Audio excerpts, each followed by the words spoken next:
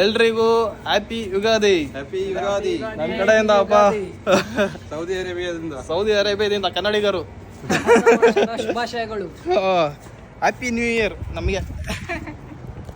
Saudi ಅರೇಬಿಯಾದಲ್ಲಿ ಎಷ್ಟು ಬೇವಿನ ಮರಗಳು ಬೇಕು.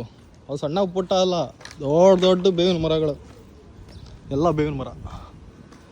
ಯುಗಾದಿ ಹಬ್ಬದ ದಿವಸ ದುರ್ಗೇಶ ಕಿತ್ಕೊಂತವನೆ ಬೇವು ಬೆಲ್ಲ ಎಲ್ಲ ಐತೆ. ತಿನ್ನೋ ಬೆಲ್ಲ ಲೇಟ್. ಸದ್ಯಕ್ಕೆ ಇವಾಗ ಬೇವು ತಿಂತಾ ಇದೀವಿ.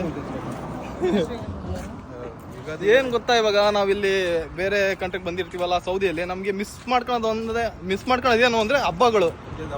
ಇಂಡಿಯಾದ ಹಬ್ಬ ಆಲ್ಮೋಸ್ಟ್ ಎಲ್ಲ ಮಿಸ್ ಆಗುತ್ತೆ. ಇವು ಫಸ್ಟು ನಮಗೆ ಒಂಥರ ಖುಷಿ ಆಗ್ತಿದೆ, ಸೌದಿ ಅರೇಬಿಯಾಗೆ ಬಂದು ಒಬ್ಬಟ್ಟು ಊಟಕ್ಕೆ ಹೋಗ್ತಾ ಇದೀವಲ್ಲ ಅಂತ.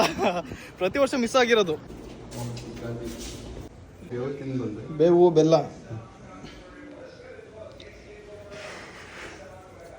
ಒಂದಾಗಿ ಅಪ್ಪ, ಕಹಿ ಸ್ವಲ್ಪ ಕಡಿಮೆ ಇರಲಿ, ಸಿಹಿ ಜಾಸ್ತಿ ಇರಬೇಕು. ಹಾಂ,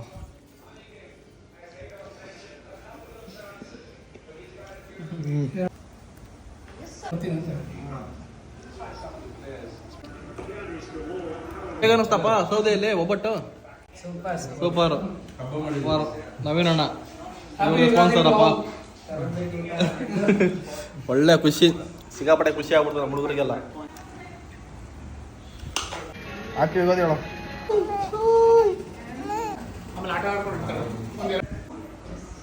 ಒಳ್ಳೆ ಹಬ್ಬದ ಊಟ ಹಾಕಿದಾರೆ ನವೀನಣ್ಣ.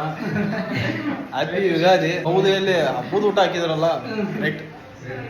ಬೇವು ಬೆಲ್ಲ ಎಲ್ಲ ತಿನ್ಕೊಂಡು ನವೀನಣ್ಣನ ಮನೇಲಿ ಒಳ್ಳೆ ಹೋಳಿಗೆ ಊಟ, ಒಬ್ಬಟ್ಟು.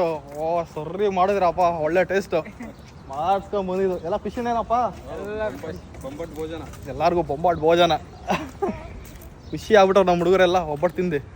ಸೌದಿ ಅರೇಬಿಯಾದಲ್ಲಿ ಬರೀ ಪೀಸೆ ತಿಂತಿದ್ವಿ, ಭೋಜನ ಆಯ್ತು. ಆ್ಯಕ್ಚುಲಿ ಇವತ್ತು ಯುಗಾದಿನೂ ಹೌದು, ರಂಜಾನು ಹೌದು.